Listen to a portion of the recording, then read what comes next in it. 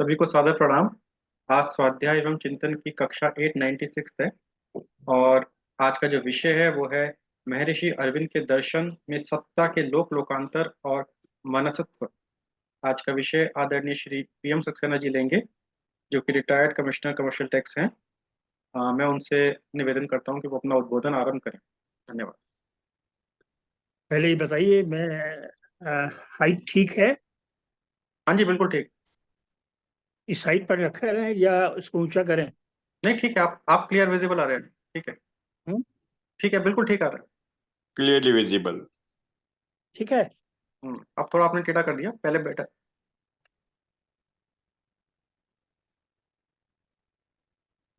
आज लगता है अरविंद शर्मा जी नहीं आ पाएंगे। नहीं, आ जाएंगे, अभी आ जाएंगे, 10 मिनट में आ जाएंगे। अच्छा अच्छा अच्छा अच्छा। तो स्टार्ट किया जाए। बिल्कुल बिल्कुल, स्टार्ट स्टार्ट।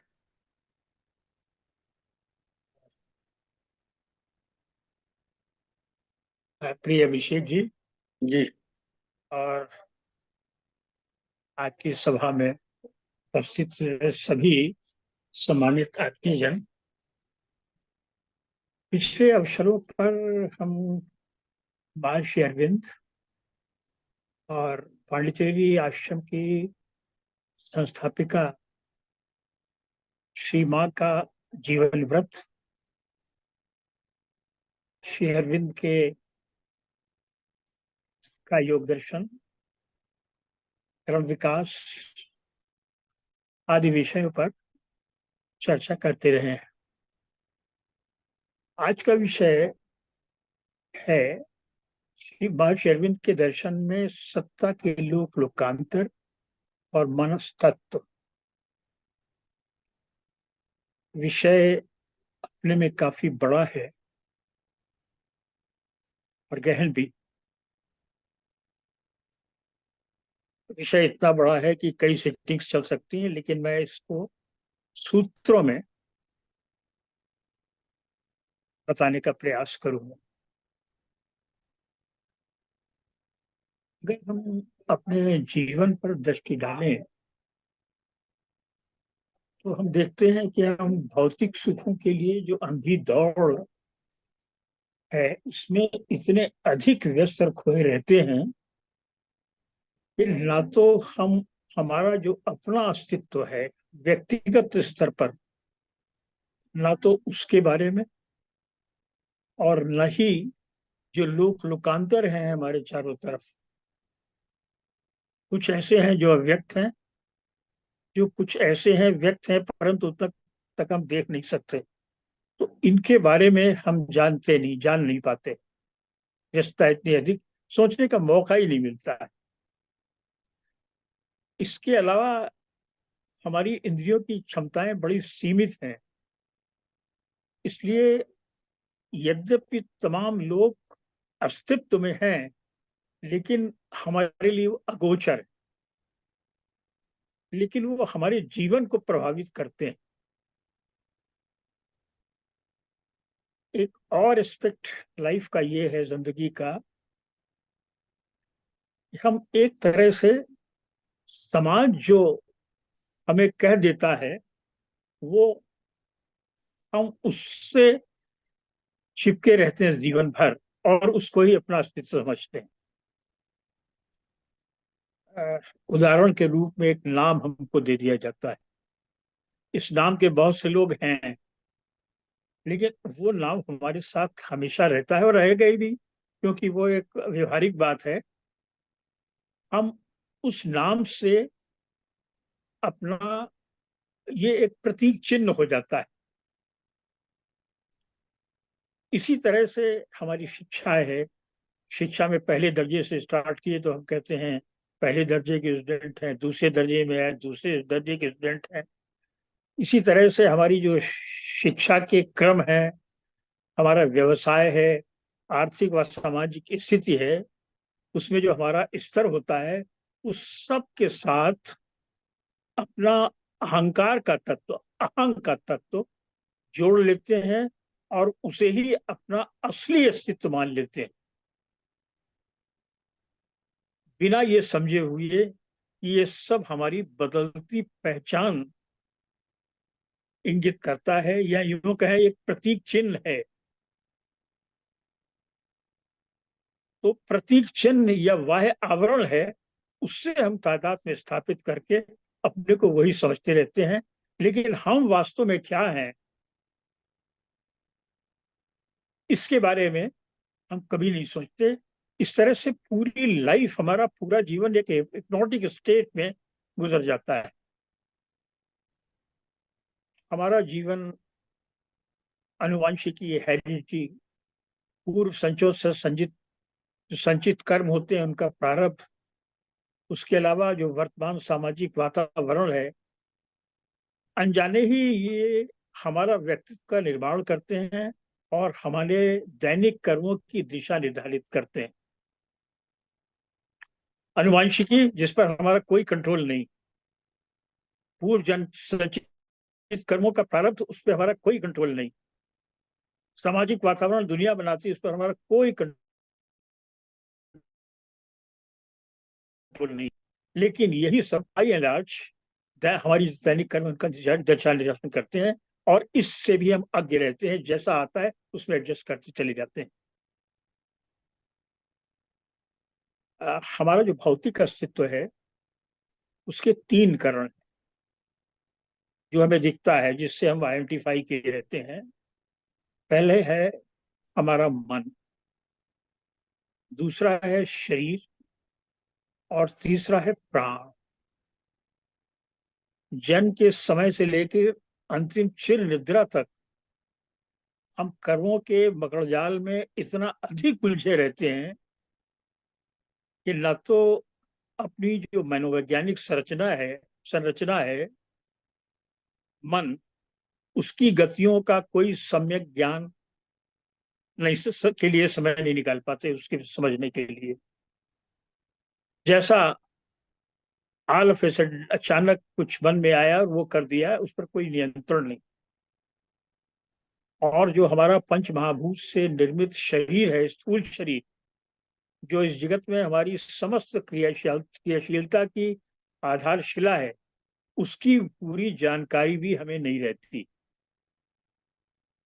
ये जो दोनों तत्व हैं, हमारा शरीर और हमारा मन, इनके बीच में जो कड़ी है, जो इन दोनों तत्वों के बीच हमारा जो अस्तित्व का जो तीसरा तत्व है, वो है प्राण।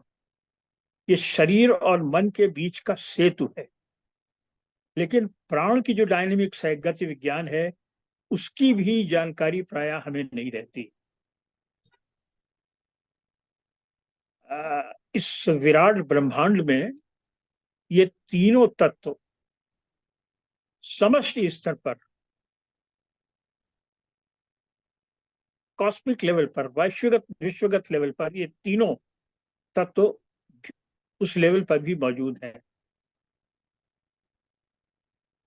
मन के स्तर पर महातत्व, कॉस्मिक लेवल पे उसको महातत्व कहते हैं, और व्यक्तिगत लेवल पे उसको ही बुद्धि कहते हैं। इसके अलावा वैश्व प्राण है, वो प्राण जिससे गति पूरा ब्रह्मांड में गति हो रही है, उसका एक पार्ट, उसका एक हिस्सा हम भी हैं। हमारी सांस चलती है, हमारे रुधिर का प्रवाह है, ये सब प्राण से होता है। तो ये जो टोटलिटी है प्राण की जो समष्टि इसकी स्थिति है, उसका एक हिस्सा हमारे शरीर में भी। और पृथ्वी तत्व के रूप में मैटर जो है वो विभिन्न संरचनाओं के साथ मौजूद है। कहीं वो पत्थर है, कहीं वो हमारा शरीर है, या इसी प्रकार के डिफरेंट कॉम्बिनेशंस, केमिकल कॉम्बिनेशंस होते हैं। तो ये सारा पृथ्वी तत्व है, ये भी हमारे अंदर जो पूरी समग्रता है, जो हमारी समिष्ट है, उसका ही अंग है। कुल मिलाकर हमारी जो व्यक्तिगत सत्ता है, वो ये जो समष्टि और वैश्विक सत्ता है, उसकी एक छोटी सी इकाई है, और वो उससे अविभाज्य है। जो कुछ गठित होता है जो कुछ भी घटित होता है सामाजिक स्तर पर या वैश्विक स्तर पर, वो हमारे अंदर से भी गुजरता है, और हम उसको ही समझते हैं कि यह हमारा है, लेकिन वास्तव में वो समष्टि का एक भाग होता है। व्यष्टि और समष्टि का जो ये संबंध है, उससे भी हम यज्ञ हैं।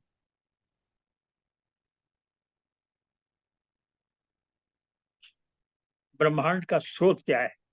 जिस ब्रह्मांड के हम अंग हैं, उसका स्रोत क्या है, उस सत्ता का स्वरूप क्या है, उससे हमारा क्या संबंध है, इसे जानने का भी हम कदाचित ही प्रयास करते हैं।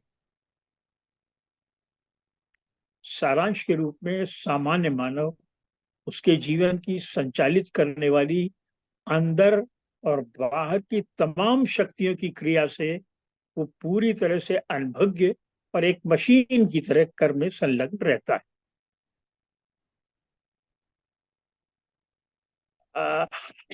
हमारे जीवन को ये जो पूरी संरचना है विश्व की, जिससे हम अनभिज्ञ रहते हैं,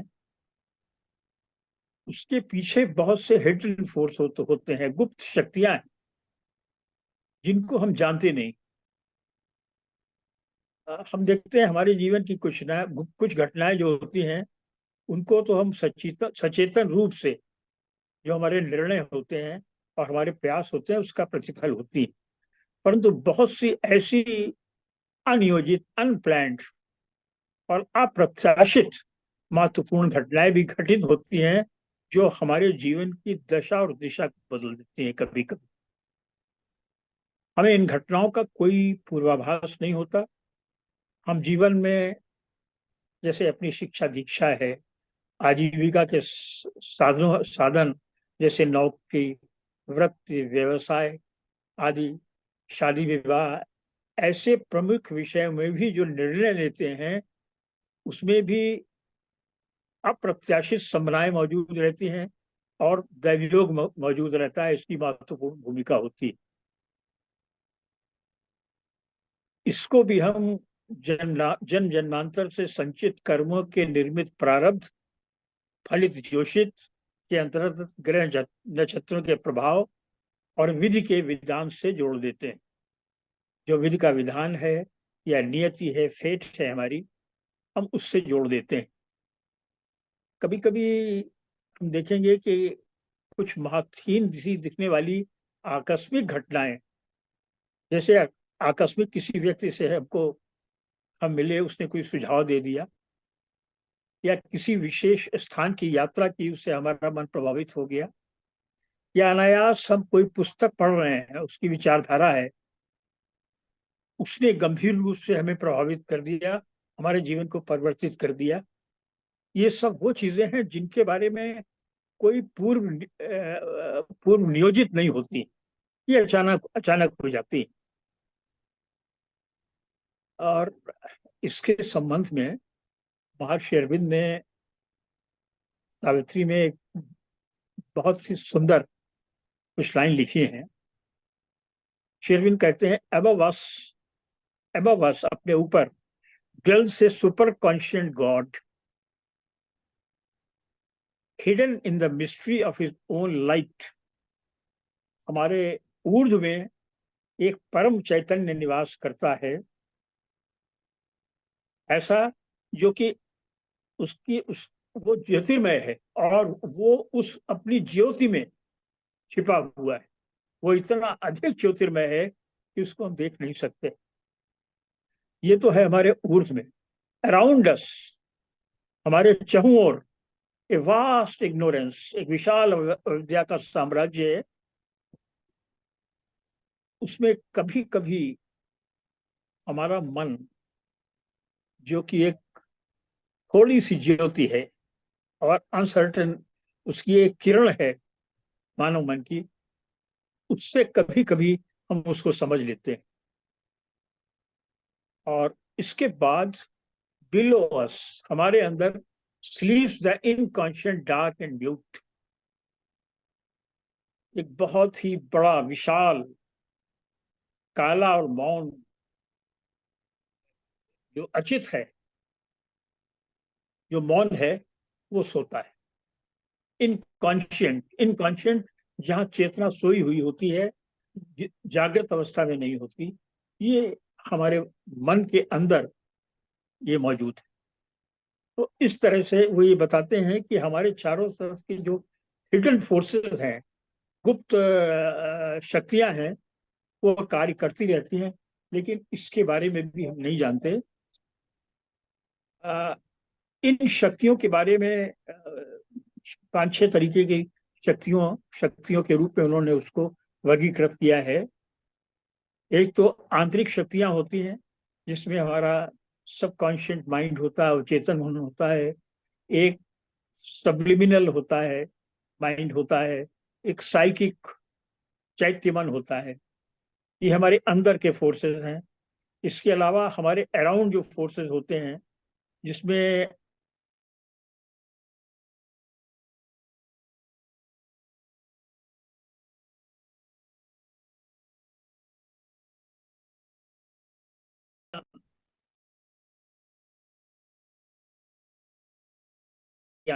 जो कॉस्मिक फोर्सेस काम करते हैं, यूनिवर्सल फोर्सेस काम करते हैं, ये हैं। इसके अलावा कुछ ऐसे गुम्य ऑकल्ट फोर्सेस होते हैं, गुम्य शक्तियां होती हैं, जिनके बारे में हम समझ नहीं सकते, जान सकते नहीं सकते हैं, लेकिन वो वातावरण में अलग अलग लोकों में रहती हैं और उससे हमारा जीवन प्रभावित होता है। इसके अलावा शेरविन का बल विशेष एवोल्यूशन पर है, क्रम विकास पर होता है। तो है क्रम विकास की जो शक्ति है, वो एक बहुत विशाल शक्ति है और उस पर किसी का बल नहीं है। स्वयं प्रकृति क्रम विकास कर रही है निश्चेतना से परम चेतना की ओर।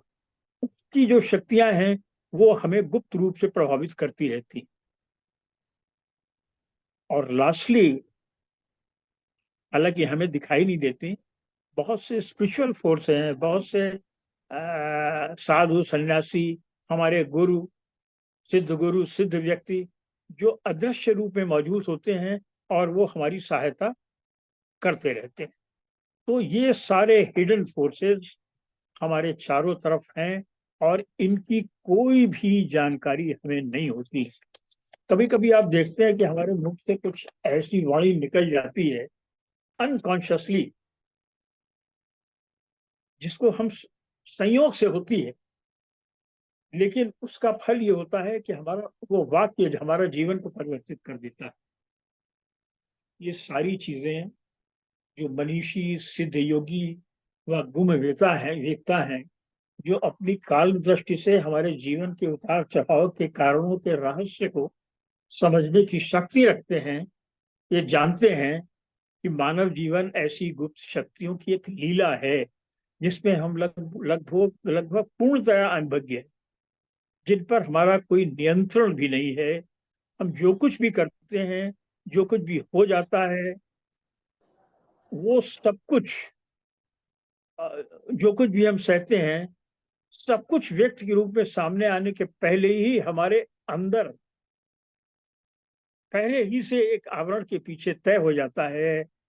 भगवान कृष्ण ने जब गीता में का विराट स्वरूप दिखाया था अर्जुन को, तो अर्जुन ने ये देखा था, जिसको हम कहते हैं कि व्यक्ति को हम मार रहे हैं या कौरवों की सेना का हम वो कर रहे हैं, वो सब तो ऑलरेडी घटित हो रहा है। वो सटिल लेवल कहलाता है। एक हायर लेवल होता है जो हमारी स्थूल जगत है, उससे उच्चतर सूक्ष्म भौतिक जिसको कहते हैं। तो वो सब कुछ पहले से घटित हो जाता है और उसके बाद जब वो व्यक्ति सामने आता है, तब हम उसको समझ पाते हैं। देश की आज़ादी के संबंध में पंडित जवाहर श्री योगी अरविंद ने सन्यास अपने जीव जब अध्यात्म की ओर मुड़े, उससे पहले कह दिया था कि फ्रीडम इज डिक्रीड, फ्रीडम तो आना ही है। इसलिए अब वहां हमारा कार्य का क्षेत्र वो नहीं। तो इस तरह से मानवीय चेतना जिसके हम अंग हैं, उसके ऊपर और नीचे विकास क्रम के अंतर्गत कई ऐसे लोकांतर व कम है, जिनमें कार्यरत अदृश्य शक्तियां बिना बिना हमारी जानकारी के हमारे जीवन को प्रभावित करती। अब वो लोक लोकांतर कौन से हैं? हमारे पुराणों में 14 भुवनों का उल्लेख है और बड़ा विस्तार से उल्लेख किया गया है। पहला है भूलोक, जिसको पृथ्वीलोक कहते हैं। दूसरा है भूवर्लोक। पुराणों में यहाँ तक बताया गया है कि इन लोकों के बीच डिस्टेंस क्या है, दूरी क्या है। तो भूलोक जो है वो भौतिक तल की चेतना है। मैं शेरविन का जो चेतना के हिसाब से इंटरप्रेशन है, व्याख्या है, वो और पुराणों में जो है वो साथ साथ बताता चलूंगा, क्योंकि पुराणों में के बारे में भी काफी कुछ इस विषय पर काफी कुछ कहा गया है। तो पहला है भूलोक, पृथ्वीलोक। ये भौतिक तल की चेतना है और पुराणों के अनुसार ये वो स्थान है जहाँ मनुष्यों का निवास है। दूसरा है भूलोक। ये अंतरिक्ष या मध्यवर्ती स्थान है। ये प्राण की चेतना है। भूत भौतिक तल की चेतना है और भूवर लोक प्राण की चेतना है। ये पुराणों के हिसाब से पृथ्वी से सूर्य, ग्रह, नक्षत्र तक का स्थान इनका है और इसमें अंतरिक्षवासी देवता रहते हैं। तीसरा है स्वरलोक, अंतरिक्ष या मध्यवर्ती स्थान। ये नहीं, भूवर्लोक नहीं, भूवर्लोक है स्वरलोक। स्वर्ग, यहाँ पर दिव्य स्वरलोक में दिव्य मन की शुरुआत की चेतना है। तो इसके बारे में पुराणों का कहना है कि ये सूर्य से ध्रुव मंडल तक है। इसमें इंद्र आदि स्वर्ग देवताओं का निवास। ये तीन अपेक्षाकृत स्थूल अभिव्यक्तियां हैं चेतना के टर्म्स में। महर्षि अरविंद के टर्म्स में ये तीन अपेक्षाकृत स्थूल अभिव्यक्तियां हैं। आप जानते हैं कि गायत्री मंत्र में भू भुवा स्व ये प्रारंभ में आते हैं। अगला है महरलोक। महरलोक ये महान शक्तिशाली है चेतना के स्तर पर और भी सूक्ष्म स्तर की सर्वव्यापी चेतना के रूप में भी महसूस किया गया है। यहाँ पर मैं बता दूं कि आजकल बहुत कुछ ये चलता है, ये बताया जाता है, साधु सन्यासी तमाम लोग, कि हमारे अंदर अंदर के जो 7 चक्र हैं उनके जागरण की बात होती। तो भू, भुवा और स्वा ये नीचे से स्टार्ट करते हैं और महरलोक जो है वो हृदय का चक्र होता है। भू भुवा भुवर और स्वर ऊपर के 3 चक्र हैं, बीच के नीचे के 3 चक्र हैं। मूलाधार, मूलाधार, स्वादिष्ठान और मणिपुर, ये 3 चक्र जो है भू भुवर स्वर से संबंधित है। और ये जो महरलोक है ये महान शक्तिशाली है और भी सूक्ष्म स्तर की जो सर्वव्यापी चेतना के रूप है उसके रूप में इसको महसूस किया जाता है। पुराणों में ध्रुव मंडल से 1 करोड़ योजन ऊपर ये मौजूद है। इसमें भृगु आदि सिद्धगण रहते हैं। ये पौराणिक है। अगला है जनालोक। ये उत्पन्न करने वाला है। ये सूक्ष्म स्तर का सर्व सृजन करने वाली चेतना के रूप में महसूस किया गया है। ये संसार का निर्माण करती है। इसको जनलोक, ये महरलोक से 2 करोड़ योजन ऊपर है। इसमें ऋषिगण रहते हैं। ये जनालोक है। इसके बाद आ जाता है आपका तपोलोक।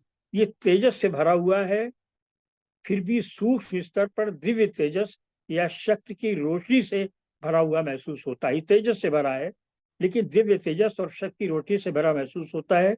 इसके बारे में कहा जाता है कि जनलोक से 6 करोड़ 8 करोड़ योजन सनकादि ऋषियों का है। सनक, सनंदन, सनातन, संत कुमार, ये पौराणिक व्याख्या है। सबसे ऊपर है सत्यलोक। पूर्ण सत्य, सबसे सूक्ष्म स्तर ब्रह्म की चेतना के साथ विलय हो जाता है जब इस पर पहुंच जाते हैं। महरलोक जो है वो हमारा अनहद चक्र है। उसके ऊपर के जो 3 चक्र हैं, विशुद्धि चक्र, आज्ञा चक्र और सहस्रार, ये लास्ट 3 है।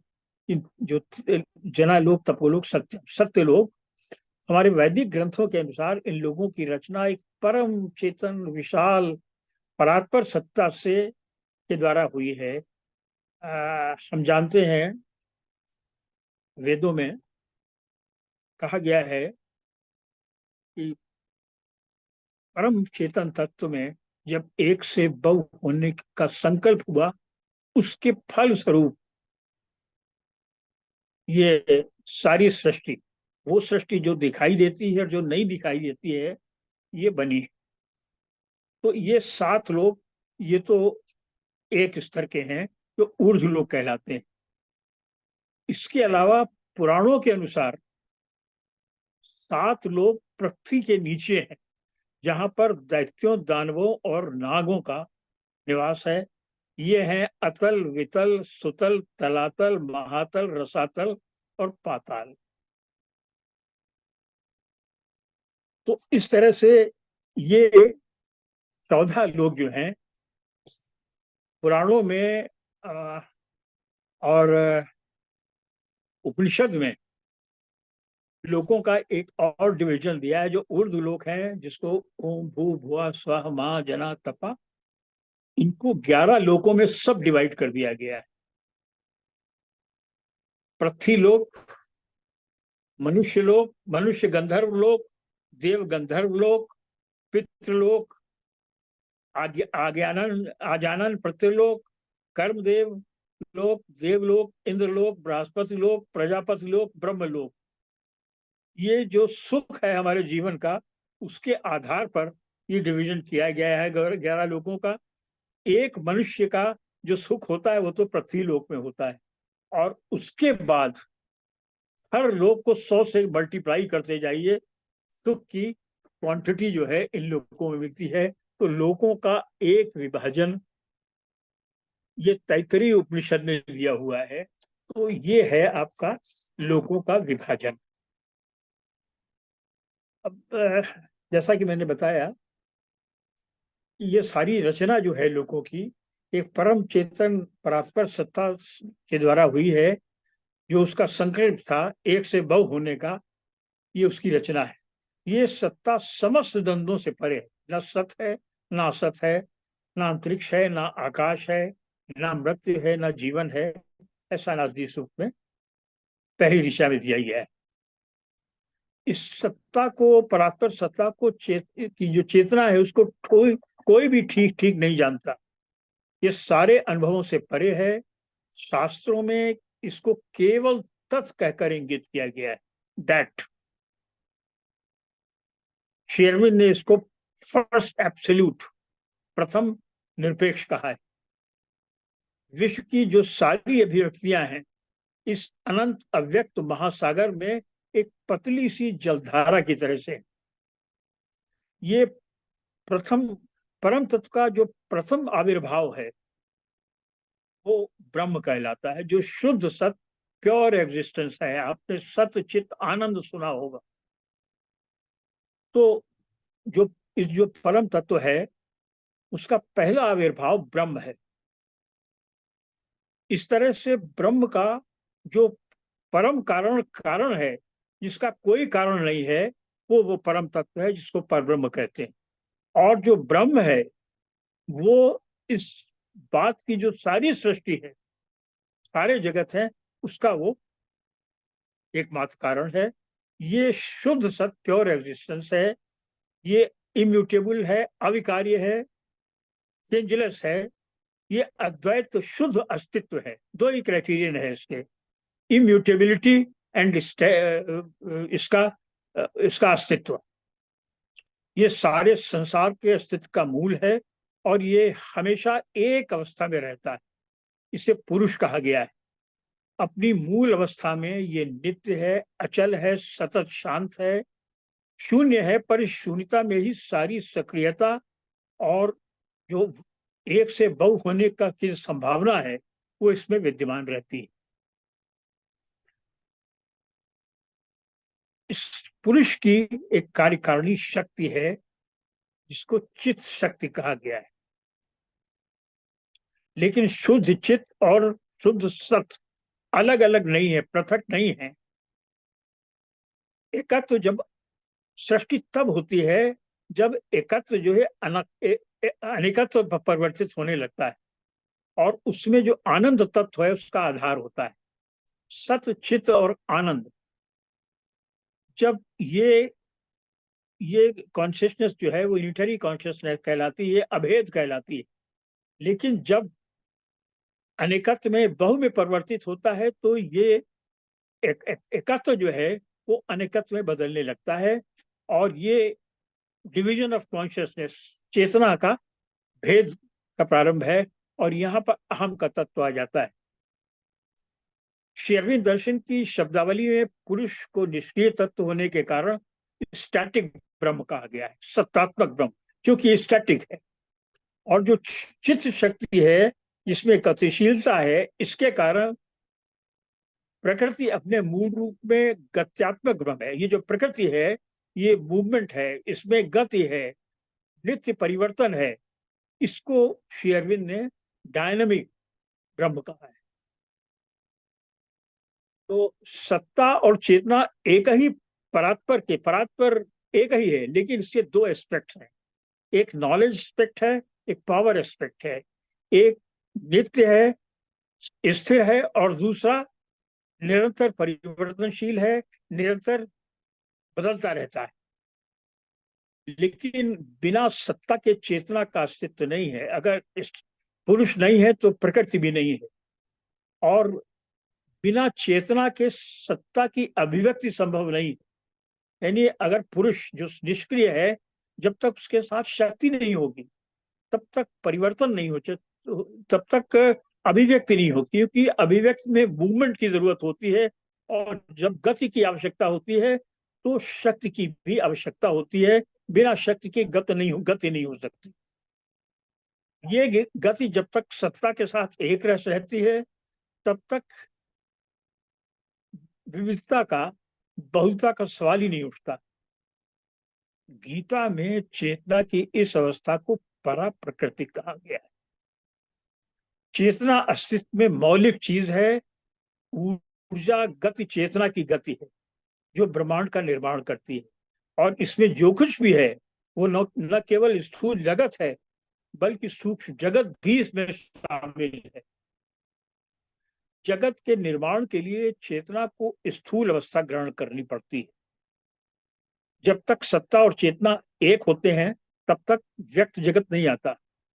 लेकिन यही चेतना जब निर्माण होता है, जब व्यक्त जगत की ओर बढ़ते हैं तो ये चेतना इसको स्थूल अवस्था ग्रहण करती है।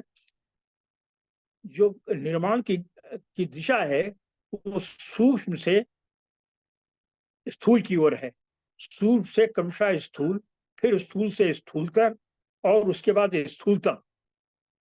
तो चेतना ज्यों ज्यों अपनी सूक्ष्म अवस्था से स्थूल अवस्था की ओर बढ़ती है वो अपने आप को, स्वयं को भूलती जाती है। जब दोनों एक होते हैं, सत और चित, नॉलेज और पावर एस्पेक्ट, तो वो चेतना जो है वो पुरुष से जुड़ी होती है, वो अपना स्थूल जान रही है। लेकिन जब एक से बहु होती है तो वो जो नॉलेज एस्पेक्ट है, ज्ञान का एस्पेक्ट है, पुरुष का एस्पेक्ट है, वो धीरे धीरे उसमें डिस्टेंस आती जाती है, दूरी आती जाती है और इस तरह चेतना अपना जो उसका स्वरूप है वो उसको भूलती जाती है और स्पष्ट रूप से अचेतन।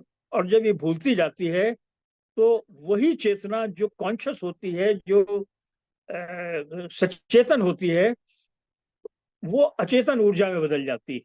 अचेतन ऊर्जा मीन्स इलेक्ट्रॉन, परमाणु, भौतिक वस्तु ये बन जाती है और जड़ में वो पूरी तरह से सोई हुई होती है। यहाँ पर मैं बताऊं आपको विज्ञान के एंगल से, मॉडर्न साइंस में चार फोर्सेस बताए गए। एक है ग्रेविटेशनल पुल, दूसरा है इलेक्ट्रोमैग्नेटिक पुल, और दो है स्ट्रॉन्ग एंड वीक फोर्स। अगर ग्रेविटेशनल पुल न हो तो सूर्य के चारों तरफ ग्रह चक्कर नहीं लगा सकते, ये सब कोलिस करके उसी में न्यूक्लियस में बैठ जाएंगे जाकर। वो गति होती है, और जो ग्रेविटेशनल पुल एक बैलेंस होता है, पूरे ब्रह्मांड में एक बैलेंस है, सारे ब्रह्मांड में, आकाश गंगाओं में, और जितनी भी आकाश गंगाएं हैं उन सब के बीच एक बैलेंस है, जिसका कारण ग्रेविटेशनल पुल है। ये तो है ब्रह्मांड के स्तर पर। पिंड के स्तर पर, अणु के स्तर पर, परमाणु के स्तर पर, परमाणु के स्तर पर एक न्यूक्लियस होता है। न्यूक्लियस के चारों तरफ इलेक्ट्रॉन चक्कर लगाते हैं, वहां पर इलेक्ट्रोमैग्नेटिक फोर्स काम करता है, और उसका वही रोल है जो ब्रह्मांड में ग्रेविटेशनल पुल पर। तो इस तरह से ये चार फोर्सेस का एक पूरा बैलेंस पूरे ब्रह्मांड में मौजूद है, जिससे ये ब्रह्मांड टिका हुआ है। और इस ऊर्जा को, इसमें चेतना सोई हुई स्थिति में होती है, जो विराट विश्व है, जिसमें इसने ये ऊर्जा का, भौतिक ऊर्जा का रूप धारण कर लिया है, ये सोई हुई अवस्था में सारा बैलेंस मेंटेन की हुई है। और उसके पीछे एक इंटेलिजेंस है, उसके पीछे एक महातत्व है, क्योंकि बिना महातत्व के ये सब संभव नहीं।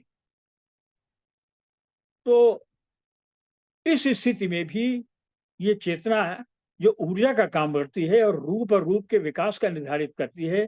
जब वो ये स्वयं को धीरे धीरे विकासात्मक ढंग से पदार्थ से बाहर, लेकिन फिर भी रूप में मुक्त करना चाहती है, तो जीवन के रूप में, पशु के रूप में, मनुष्य के रूप में उभरती है। ये पहला तो है डाउनवर्ड मूवमेंट, जिसमें चेतना जितनी हुई पुरुष से जितनी अलग होती जाती है, उतना डिस्टेंस होती जाती है, भूलती जाती है, वो मैटर में बदल जाती है। लेकिन उसके बाद एक अपवर्ड पुल शुरू होता है। तो वही चेतना जो मैटर बन गई है, जो पृथ्वी तत्व बन गई है, उस धीरे धीरे सजीव होना शुरू होती, और सजीव होने की स्थिति में वही लाइफ के रूप में आ जाती है, प्राण के रूप में आ जाती है। तो मैटर से, पृथ्वी तत्व से, उसमें पशु पक्षी से पूर्व जो वनस्पति जगत है वो आता है। फिर उससे ज्यादा सचेतन होता है, वो आ जाता है आपका ये वृक्ष, पेड़ पौधे। लेटेस्ट रिसर्चर ये कहते हैं, अनुसंधान ये कहते हैं कि ये जो पेड़ पौधे हैं उसमें भी चेतना, वो मानव के इमोशंस को, भावनाओं को वो रीड कर लेते हैं, वो पढ़ लेते हैं, वो समझ लेते हैं। तो उसमें चेतना विकसित हो जाती है। उससे आगे बढ़ते हैं तो पशु जगत आ जाता है। यहाँ पर चेतना का क्रम विकास अपने आप धीरे धीरे हो रहा है, और सब कॉन्शियस स्टेट है ये अवचेतन अवस्था है। उससे जब ऊपर उठते हैं तो मन के स्तर पर उस अर्धचेतन में से, उस अवचेतन में से थोड़ी सी एक रे ऊपर से आती है, एक किरण ऊपर से आती है, मन के रूप में। मन के लिए ये कहा गया है कि ये, अरविंद ने अतिमन की बात की है, ये मन जो मनुष्य के अंदर डेवलप हुआ है, विकसित हुआ है, ये अतिमन का डेलीगेट है, प्रतिनिधि है। और ये थोड़ी सी चेतना लेकर आया है, चेतना की एक किरण लेके आया है, और उससे हम दुनिया को जानने की कोशिश कर रहे हैं। और फिर उसके ही कारण हम जो ऊपर के जगत है, चिदानंद लोग है, उसकी ओर बढ़ने के लिए प्रयास करते हैं, अपनी साधना करते हैं। तो इसको भी एवोल्यूशन का रूप कहा गया है। तो प्राण और मन में ये अर्ध जागृत अवस्था है, अभी हम पूरी तरह से जागृत नहीं है। और जो सच्चिदानंद की अवस्था है वो पूर्ण जागृत अवस्था में होती है। चेतना की सुप्त अवस्था को गीता में अपरा प्रकृति कहा गया है, और परा प्रकृति को श्री ने मात्र शक्ति कहा है, मदर प्रिंसिपल। परा प्रकृति जो है, जो आध्यात्मिक शक्ति है, जो चेतन शक्ति है, प्रकृति है, उसको शेरविन मात्र शक्ति और अपरा प्रकृति को त्रिगुणात्मक या निम्न प्रकृति कहते हैं। चेतना की ये जो विविध अवस्थाएं हैं, इनको ही लोग कहते हैं। शेरविन ने ये लोगों का, मैंने जो पौराणिक विवरण दिया था, इससे डिफरेंट दिशा में है, इसकी एक अलग ढंग से उन्होंने इसकी व्याख्या की। तो शेरविन ने चेतना की जो विभिन्न अवस्थाएं हैं उनको 4 स्तरों में, 5 स्तरों में, 4 में बांटा है। पहला है सुपर कॉन्शियंट, अति चेतन। दूसरा है सचेतन। तीसरा है अवचेतन और चौथा है निश्चेतन। निश्चेतन की अवस्था पृथ्वी तत्व की होती है। अवचेतन में जब हम आते हैं तो पेड़ पौधे, कीट पतंग ये होते हैं, और बहुत सीमा तक 90% ये सब कॉन्शियंट अवचेतन हमारे मन का भी हिस्सा होता है, जिससे हम अवगत नहीं होते हैं। और कॉन्शियंट लेवल जो है, इसको चैत्य मन कहा है, और उपनिषदों में कहा गया है अंगुष्ठ मात्र पुरुषो अंतरात्मा, जो महरलोक में हमारा जो शरीर है उसके पीछे के हिस्से में इसका निवास है। तो ये है सचेतन। और अति चेतन सच्चित आनंद है। तो ये वर्गीकरण किया गया है। चैत्य पुरुष, जैसे कि मैंने बताया आपको, ये पुराणों में सचेतन अवस्था है, अंगुष्ठ मात्र पुरुषो अंतरात्मा। अब इस तरह से हम देखते हैं कि सत, चित और आनंद की एक त्रिपुटी है। इसको ऊर्ध्वलोक या परार्ध जगत कहा गया है, अपर हेमिस्फीयर। जो दूसरी त्रिपुटी है मन, प्राण और शरीर, इन 3 लोकों को अधोलोक या अपरार्ध जगत, लोअर हेमिस्फीयर की संज्ञा प्रदान की गई है। इसमें बाह्य मन, प्राण की अवस्था की अवचेतन अवस्था है। तो इस तरह से ये जो 6 का वर्गीकरण दिया है, 7 का, तो जो अपर हेमिस्फीयर है सच्चिदानंद का, और मन, प्राण और शरीर का जो लोअर हेमिस्फीयर, इनके बीच में जो स्थित है, इन दोनों गोलार्धों के बीच में, ये शेरविंद का अतिमानस है।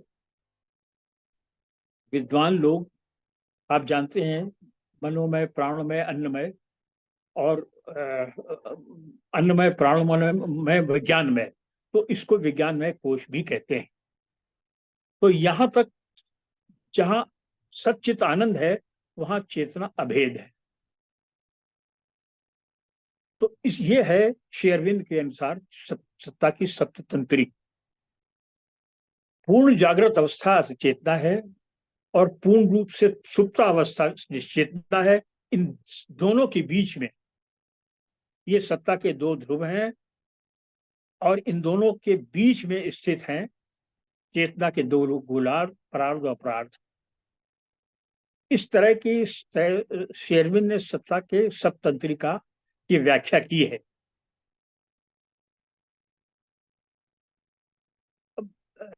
इन 7 का जो तत्व है, इनको 7 में विभाजित किया गया है। इन 7 लेवल्स का जो 7 विभाजन है, इनकी हर लेवल पर, हर स्तर पर अलग अलग तरह की चेतना है। उदाहरण के रूप में जब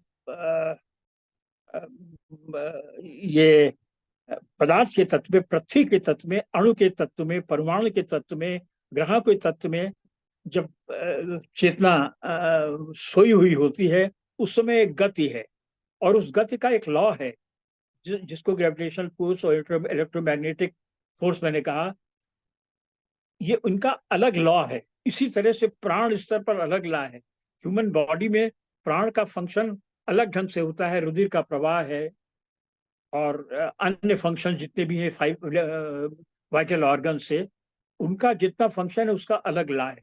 इसी तरह से प्राण का जो फंक्शन सबकॉन्शियस लेवल पर है, उसका एक अलग लॉ है। लेकिन ये सब मिलकर इस तरह से काम करते हैं, इनमें ऐसा नहीं है कि ये अलग अलग बटे हुए हैं, जैसे हिंदुस्तान, पाकिस्तान, अफगानिस्तान। ये जो डिवीजन है ये इस तरह का डिवीजन नहीं है। तो इस प्रकार से ये 7 तत्व जो हैं ये है। अब शेरविन ने इन 7 तत्वों को इनमें से जो नीचे के 3 तत्व हैं, मन, प्राण और शरीर, इनको भी सब डिवाइड किया है। और वो सब डिवीजन जो हुआ है वो भी चेतना के अनुसार ही किया गया है। और वो डिवीजन जो है वो इस प्रकार है। एक तो मन का डिवीजन है, हर लेवल का अलग अलग डिवीजन है। मन के लेवल का अलग है, प्राण के लेवल का अलग है, और पृथ्वी तत्व के लेवल का अलग है। तो अब ये इस तरह से है। जो अब हम टेकअप करते हैं मन, प्राण और शरीर के स्तर पर। मन के लेवल पर श्री अरविंद ने एक तो आध्यात्मिक मन कहा है। आध्यात्मिक मन जो होता है उसके अंतर्गत उन्होंने 4 प्रकार के मन बताए। वो 4 मन हैं। पहला है आध्यात्मिक। 4 मन। पहला है आध्यात्मिक मन। इसके अंतर्गत उच्चतर मन, ज्योतिर्मन, संबोधि और प्रबुद्ध मन या अधिमन सम्मिलित है। उच्चतर मन का अर्थ है हायर माइंड। ज्योतिर्मन में इल्यूमाइन माइंड, संबोधि इंट्यूशन, और अधिमन ओवर माइंड। सारा जगत जो ऊर्ध्व जगत है उसमें अवतार या जितने देव लोग हैं वो सब इसके अंदर आ जाते हैं। ये आध्यात्मिक मन कहा गया है। लास्ट है इसमें चैत्य मन। चैत्य मन के बारे में वैसे जैसा मैंने बताया कि ये कॉन्सेप्ट है, चेतन है। इसके बाद आ जाता है यथार्थ मन। यथार्थ मन, जो मन हम निरंतर जिससे हम काम लेते हैं, वो यथार्थ मन है। इस लेवल पर श्री अरविंद ने यथार्थ मन, उत्तलीय मन, अवचेतन मन, अंतस्थलीय मन, भौतिक मन, यांत्रिक मन, प्राणिक मन, मानसिक मन, अंतःकरण चतुर्थ है, इस सब को लिया है।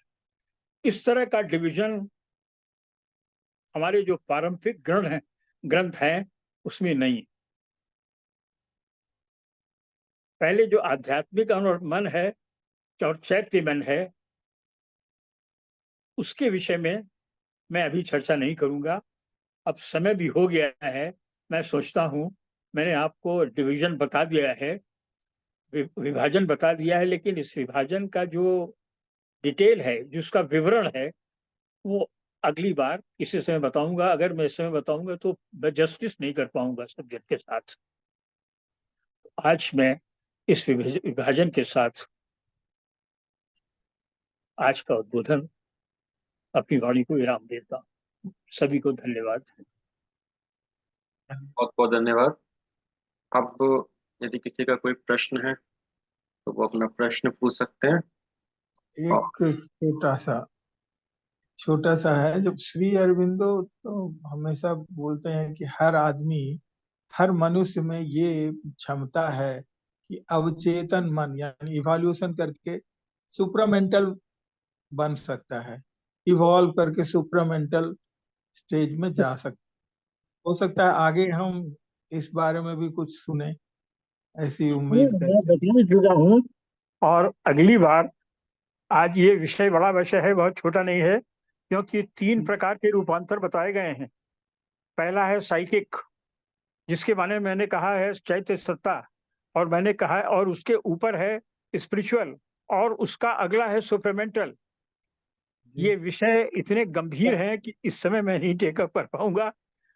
इसका कोई शॉर्टकट नहीं कहिए कि एक कोई किताब या मदर का या श्री अरविंदो का है जो सब्जेक्ट हम 3 मिस उस किया गया लेवल है। पर पहुंच जाएं, बस देखिए, जंप करके पहुंच जाएं। हाँ, जो मूल पुस्तक है पूरे अरविंद दर्शन की, वो लाइफ डिवाइन है। वो तो है। लाइफ डिवाइन में सब दिया हुआ है, लेकिन उसके लिए थोड़ा अंग्रेजी और हिंदी पर कमांड चाहिए। हाँ, एक चीज जगह और है, जो लेटर्स ऑन योग हैं और मदर की मातृवाणी है, जहां उन्होंने प्रश्न और उत्तर दिए हैं साधकों के, जिनको एक्सप्लेन किया है, उसमें भी दिया हुआ है जगह जगह पर, तो उससे अच्छी तरह से समझा जा सकता है। वो ज्यादा हम सुगम होगा, लेकिन उसके साथ अगर पूरी इंटीग्रल नॉलेज चाहिए, अगर कंप्लीट नॉलेज चाहिए और पूरा एक पिक्चर माइंड में बनाना है, तो लाइफ डिवाइन 3 बुक्स हैं, फंडामेंटल बुक्स हैं। सिंथेसिस ऑफ योग, जी लाइफ डिवाइन, और फाइनेस्ट बुक जिसको कि उन्होंने अपनी अनुभूतियों को काव्य का रूप दे दिया है, आध्यात्मिक काव्य का, सावित्री। हाँ। अगर वो ये तो 3 बुक्स को हम लोग मेरा मतलब था कि कोई स्टेप्स, जैसे कोई सूत्र, ऐसा सूत्रात्मक रूप में, जिससे कि हम उस स्टेप को आप पहुंच पाए। लेटर्स ऑन योग, पहले लेटर्स ऑन योग जी, अच्छा, एक 2 वॉल्यूम से धन्यवाद। आते हैं, उससे सुविधा होगी। और अगर आपको पारंपरिक योग का आइडिया होगा ही, मैं समझता हूँ, तो सिंथेसिस ऑफ योग ले लें, वो सुविधाजनक होगा, आसान होगा, वो जी, बेस धन्यवाद। बन जाएगी। तब फिर आप लाइफ डिवाइन को डीपर, हालांकि लाइफ डिवाइन का अंग्रेजी के अलावा लोगों ने ट्रांसलेशन भी किया है। जी और बस ये जरूर है कि जिनमें थोड़ी सी क्यूरियोसिटी है, क्योंकि अरविंद बड़ी ही सर्टेनिटी के साथ कहते हैं कि अब समय आ गया है, मानव मन अपनी परफेक्शन पर, पूर्णता पर आ गया है, और अब ये निश्चित है कि एक हायर चेतना, एक उच्चतर चेतना मानव शरीर में ही आना है। जिस तरह से पशुओं के शरीर में जो चेतना थी वो इंस्टिंक्टिव थी, लेकिन मनुष्य के शरीर में चेतना थोड़ी जागृत हो गई है। ये एवोल्यूशन का पार्ट है। 10% है, 90% अभी भी छिपा हुआ है। और वो 90% जो सब्लिमिनल माइंड है, जो सबकॉन्शियस माइंड है, वो चुपके से ऐसा एक्ट कर जाता है, हमारी जो इंस्टिंक्ट होती है, ये ऑल ऑफ ए सडन हमारे रिएक्शंस होते हैं, वो सब नीचे से उतर के आ जाते हैं। जैसे किसी एक ही व्यक्ति के, एक ही अलग अलग व्यक्तियों के एक ही सर्कमस्टांसेस में आप देखेंगे, रिएक्शंस अलग अलग होते हैं। तो ये अवचेतन बड़ा ही डीप और विशाल है। तो हर प्रबुद्ध व्यक्ति के लिए जिसमें थोड़ी क्यूरियोसिटी है, श्री अरविंद के दर्शन को जानने का प्रयास करना चाहिए। खासतौर से हम लोग जो प्रायः सेवानिवृत्त हो चुके हैं, या तमाम चीज़ों से, रिस्पॉन्सिबिलिटी से फुर्सत पा चुके हैं, अगर अपने जीवन को इस पर लगाएंगे तो हम अपना ही लाभ करेंगे। हम एक उच्चतर चेतना की ओर एक, और इतना ही नहीं है, श्री अरविंद ने तो बड़े सरल शब्दों में ये कहा है कि ये जो मूवमेंट है, ये जो गति है एवोल्यूशन की, ये आप नहीं कर रहे हैं, ये ऑटोमेटिक हो रही है। आपको तो केवल कोलैबोरेट करना है, you have to collaborate only. और उसके लिए 3 चीजें उन्होंने कही, एक एस्पिरेशन टू इंस्पिरेशन, दूसरे जो हमारे अंदर नेगेटिव थॉट्स आते हैं, नेगेटिव एक्शंस होते हैं, उनका रिजेक्शन, और तीसरा उन्होंने एक लाइन में बहुत सुंदर कहा है, surrender and only surrender is the last word of supramental yoga. यही गीता का 18वें अध्याय का 66वां श्लोक भी है। सारे योग बताने के बाद कि जब कुछ न बने उससे, तो केवल तू मेरी शरण में आ जा, मैं तुझे तेरा पूरा उद्धार कर दूंगा। और जी, ये श्री अरविंद के योग की पहली कड़ी, धन्यवाद सरेंडर जी। To the divine. इसलिए कि सपोज कीजिए एक मशीन रन कर रही है, ये वर्ल्ड आखिरी इज भी ए यही बिग है। मशीन, ये मशीन रन कर रही है। इस मशीन में आप या तो उन फोर्सेस को सरेंडर कर दें, नहीं तो मशीन से अगर आप चलने की कोशिश करेंगे तो वो कुचल जाएंगे। तो surrender is the first and last word of supramental yoga. हाँ, मैं भी वही कह रहा था कि लास्ट आपने बोला स्टार्टिंग नहीं है, एंड भी यही है। एंड भी यही है, first and last term of supplemental योग। इसलिए सरेंडर, आप देखिए इस दृष्टिकोण पर जब हम इस विषय पर आते हैं तो हम देखते हैं कि श्री अरविंद परम भक्त की श्रेणी में होते हैं। भक्ति योग में तो यही कहा गया है। और अगर किसी को व्यवहारिक अपना अनुभव है तो सरेंडर में ही आनंद है, और सरेंडर में ही आनंद है, आनंद वही आता है। अन्यथा आप पीड़ित रहेंगे। मैं तो उसको एक बार शब्द है, संपूर्ण समर्पण, संपूर्ण समग्र समर्पण। समग्र के संपूर्ण माने हैं हमारे 3 तत्व हैं, मन प्राण और शरीर। संपूर्ण संपूर्ण समग्र। जब तक संपूर्ण सरेंडर नहीं होगा, सरेंडर मत समझिए, बिल्कुल और कुछ नहीं करना है आपको, सरेंडर कर दीजिए।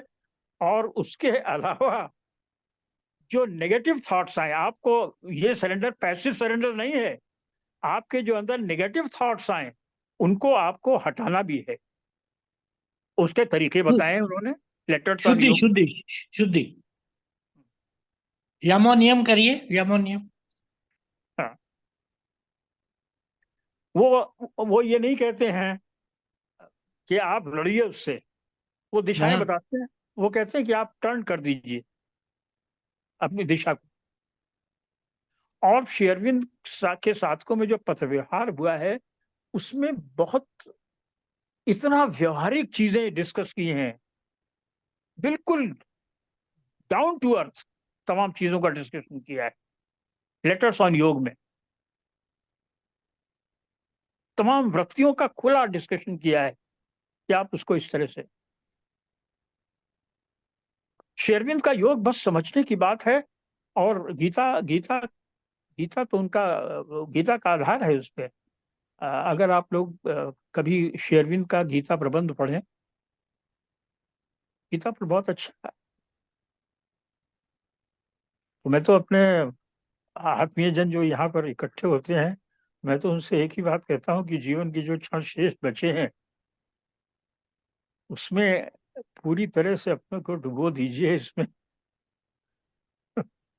इसी में कल्याण है।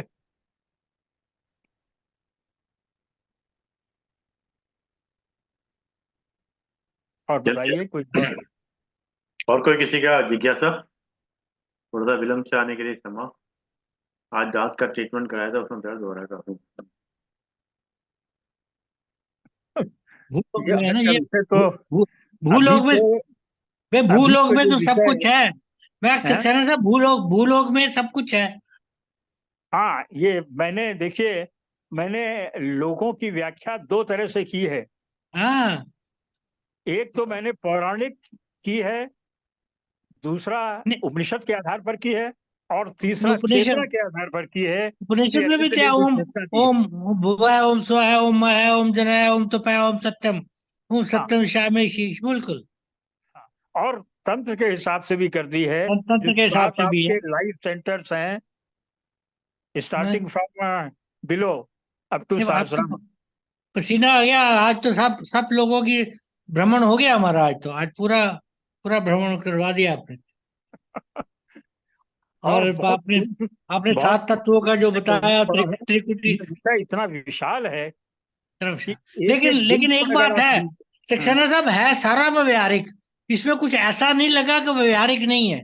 ऊपर नहीं, की बात नहीं, एक नहीं, ऊपर की बात नहीं है ये, मैंने देखिए, बिल्कुल मैंने व्यवहारिक है। जानबूझकर मैंने पौराणिक स्तर पर जानबूझ के बताना जरूरी समझा। केवल शेरविंद का तो बताया ही, क्योंकि हमारे बाई एंड लार्ज हम रोजाना की जिंदगी में पौराणिक और इस सपरी हमारी जो शब्दावली है वो उसी से गाइड होती। और सबसे बड़ी बात है, जो 7 चक्र से सारी ही सब कुछ से उसी से रिलेटेड है। सब बात हाँ, सब होता, पिंडे और ब्रह्मांडे की जो बात चलती है, सब हाँ, कुछ यही है। और जो वहां ब्रह्मांड में है और यहाँ भी इस शरीर में भी है सब।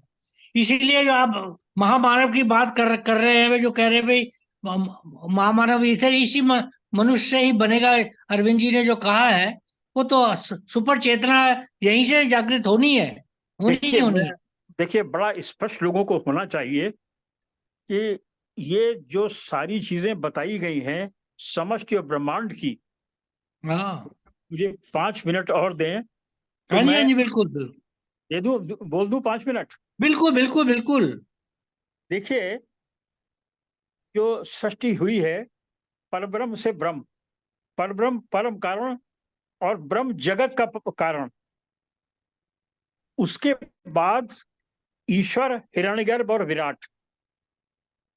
ईश्वर है चेतन तत्व प्लस कारण शरीर भगवान का, हिरण्यगर्भ है चेतन तत्व प्लस सूक्ष्म शरीर, विराट है चेतन तत्व प्लस स्थूल शरीर। यही स्थूल कारण शून्य कारण हमारे भी। बिल्कुल बिल्कुल बिल्कुल बिल्कुल। ईश्वर सुषुप्त की अवस्था है, हिरण्यगर्भ स्वप्न की अवस्था है और विराट जागृत अवस्था है। तो जो पिंड में है वही ब्रह्मांड में। बिल्कुल वही तो कह रहे हो, एग्जैक्टली। बिल्कुल भी व्यावहारिक लगता है, एब्सोल्युटली बिल्कुल। आ, अब मैं आपको बताऊं, ये तो वेदांतिक टर्मिनोलॉजी। आपकी जो पौराणिक टर्मिनोलॉजी है भागवत श्रीमद् भागवत की, इसी टर्मिनोलॉजी को वहां पर रखा गया है। अगर आपने कभी पढ़ा हो या भागवत का, महाविष्णु गर्भोत्साही विष्णु, वहां जाने की जरूरत, एग्जैक्टली। वहां जाने की जरूरत भी नहीं है। ये इतना सिंपल, ये इसमें कोई गहरा वो नहीं है, मुश्किल समझने की बात नहीं है। ये थोड़ा सा अनुभव हो जाए, थोड़ा सा भाव आ जाए, तो लगता है बिल्कुल ये सामने ही है, स्पष्ट है, स्पष्ट है।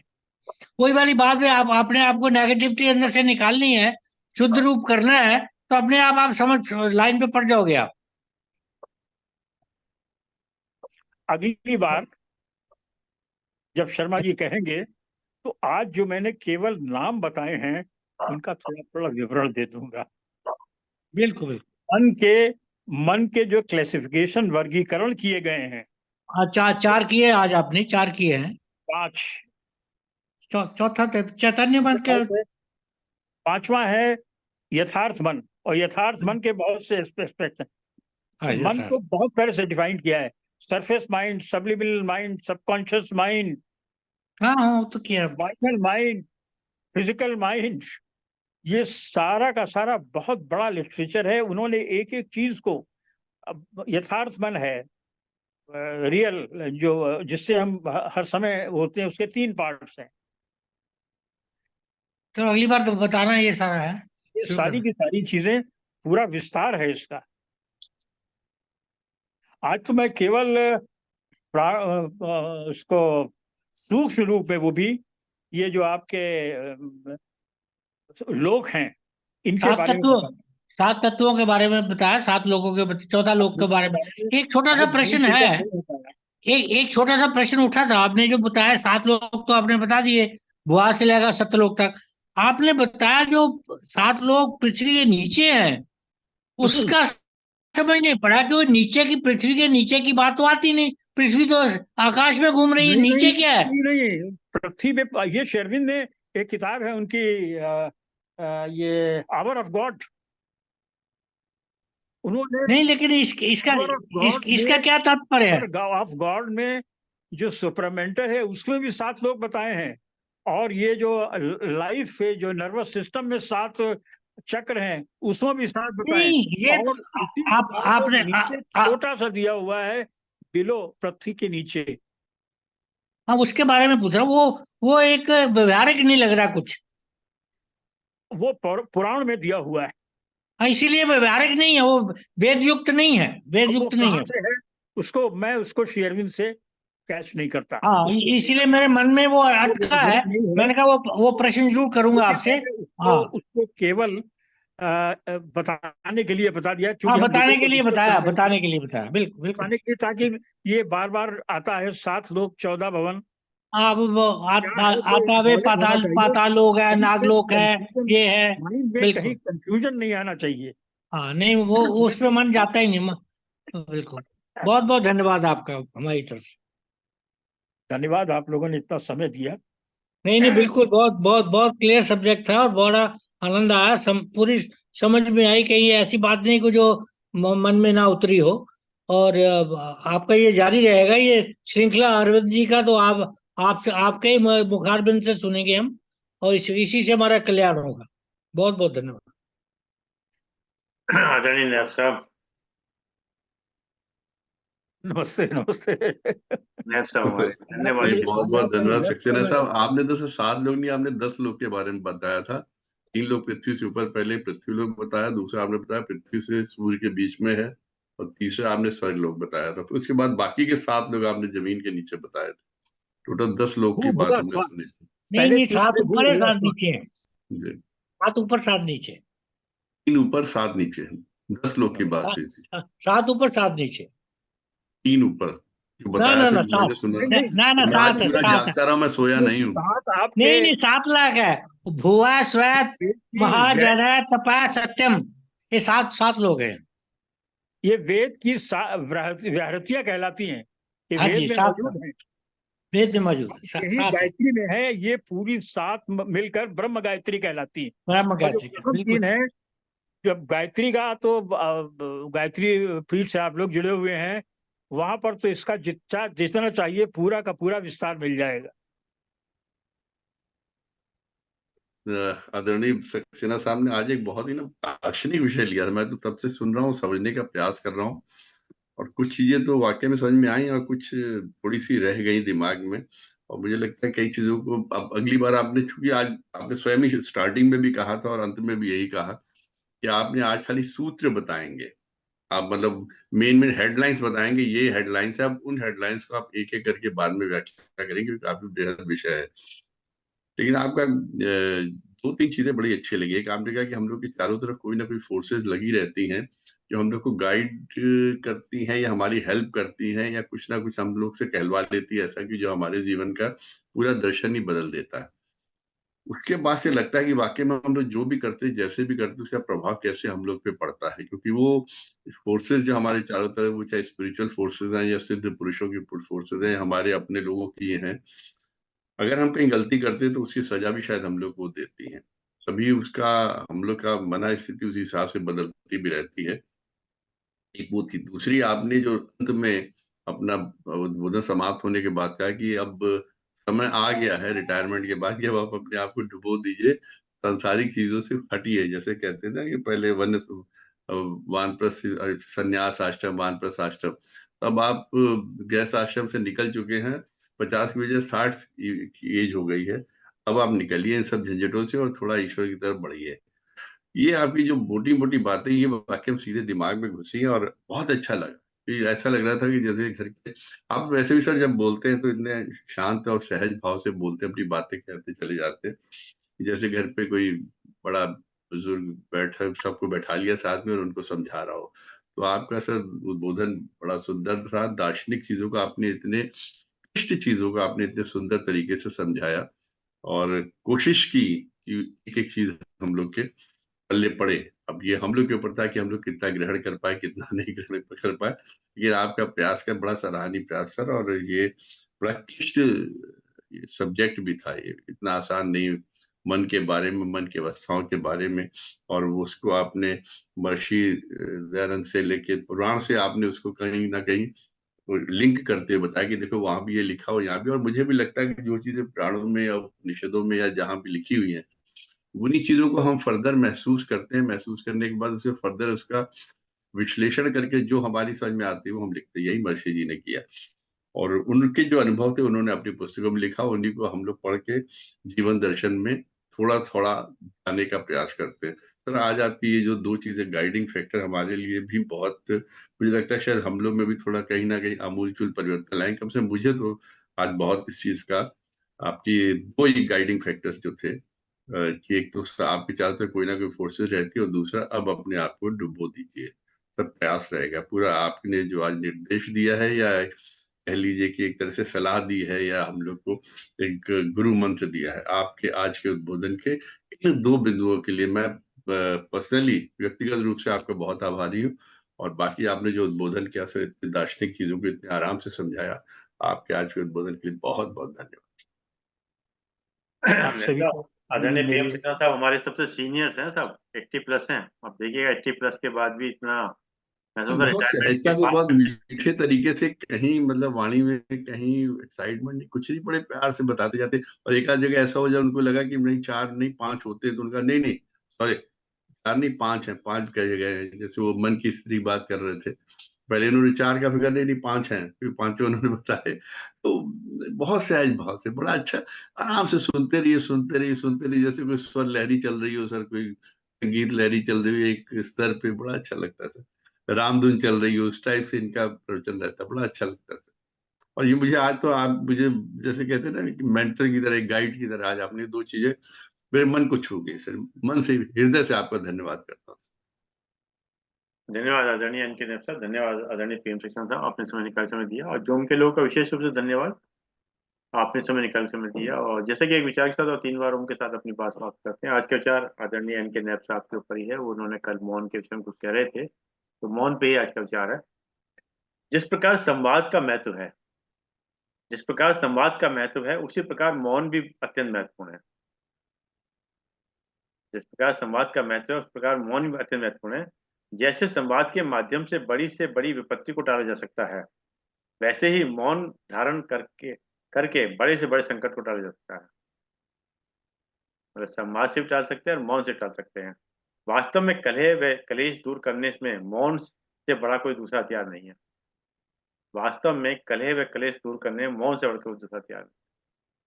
आइए 3 बार उनको चयन करते हैं। शर्मा जी, किसी ने कहा है silence is sometimes more eloquent than speech. बहुत सुंदर। आइए 3 बार उनको चयन करते हैं।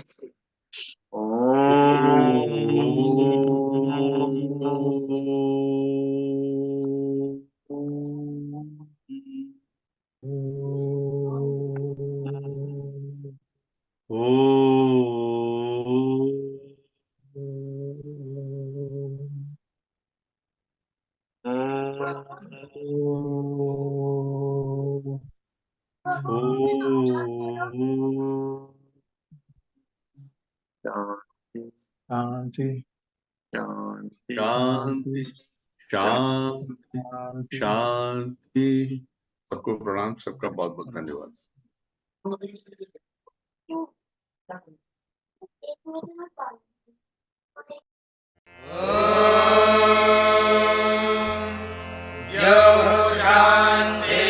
शान्तिरन्तरिक्षं शान्तिः पृथिवी शान्तिरापः शान्तिरोषधयः शान्तिः वनस्पतयः शान्तिर्विश्वे देवाः शान्तिर्ब्रह्म शान्तिः सर्वं शान्तिः शान्तिरेव शान्तिः।